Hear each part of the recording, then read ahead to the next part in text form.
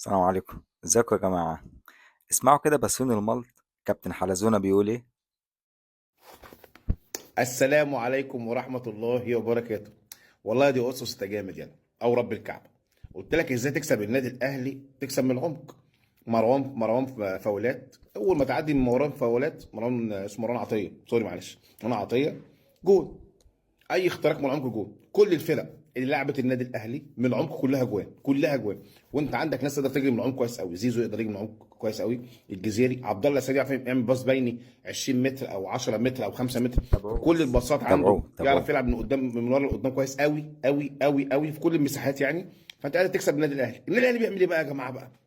لجنه الكترونيه رهيبه، اعلام وربنا رهيب، عايز يوقعك نفسيا. وانت لو وقعت نفسيا تخسر، طبعا تخسر. ويزرع جماهير بين جماهير الزمالك تشتم زيزو. الله، اه والله. هو احنا يا جماعه مش ضعاف قوي؟ مش انتوا يا جماعه ضامنين الماتش؟ الله، ما انتوا خايفين من اول، خايفين اول ليه كده؟ عرفتوا يا جماعه ماشي اسس يا كابتن بيعرف بسيون يلعبهم الملط. ازاي؟ انا عايز اشوفك بعد الماتش، عايز اشوفك يوم السبت وانت بتعيط. تمام، وخليكم شاهدين على الفيديو ده، احفظوه عندكم ونرجع له تاني يوم السبت. عايز اشوف كابتن مروان فاولات هيعملوا ايه في الماتش. تمام. سلام.